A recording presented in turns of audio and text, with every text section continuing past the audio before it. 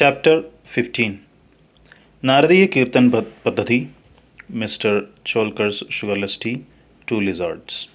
The readers may remember that mention was made in the sixth chapter regarding the Ramnavami festival in Shirdi, how the festival originated, and how in the early years there was great difficulty in getting a good Haridas for doing Kirtan on those occasions, and how Baba permanently entrusted this function, Kirtan, to Das Ganu, and how he has been doing it successfully ever since. Now, in this chapter, we shall describe the manner in which Das Ganu has been doing the Kirtan. Naradiya Kirtan Patadi. Generally, our Haridas, while doing the Kirtan, wear a gala and full dress. They put on a head dress, either a pheta or a turban, a long flowing coat with a shirt inside, an uparani short dhotar on the shoulders, and the usual long dhotar from the waist below. After dressing himself in this fashion for some kirtan in the Shirdi village, Dasganu once went to Baba for prostrating before him. Baba asked him, "Well, bridegroom, where are you going dressed so beautifully like this?" "For doing a kirtan," came the reply. Then Baba said, "Why do you want all this paraphernalia, coat, uparani, and feta, etc.? Lay off all that before me. Why wear them on the body?" Dasganu immediately took them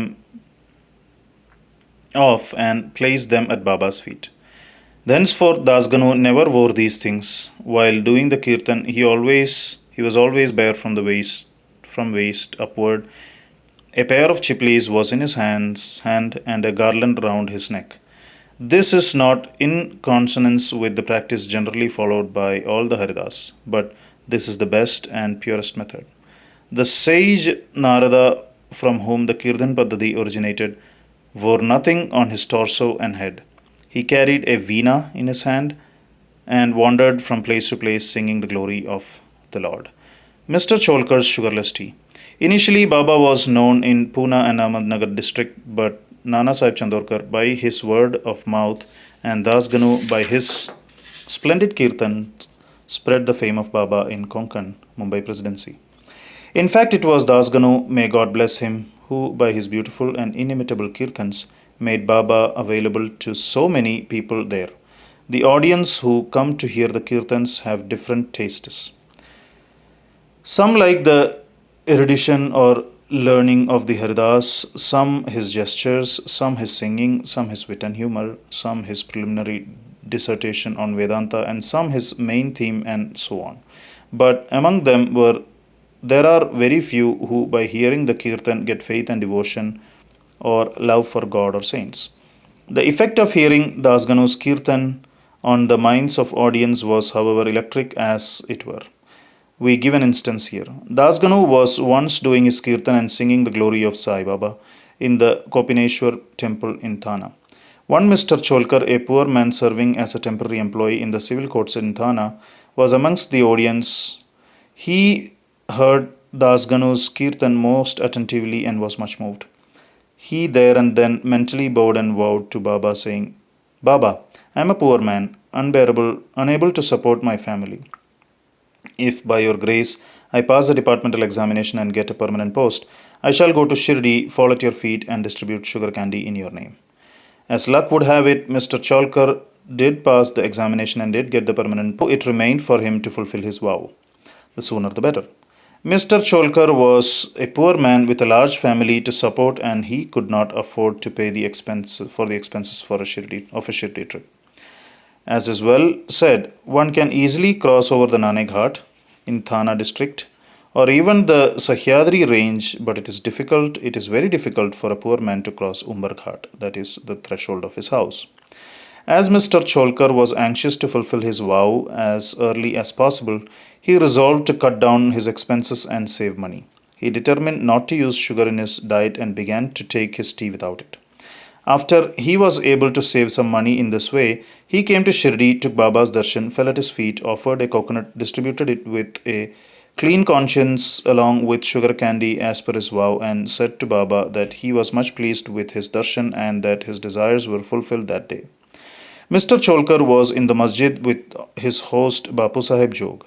When the host and the guest both got up and were about to leave the masjid, Baba spoke to Jog as follows: Give him, your guest, a cup of tea fully saturated with sugar.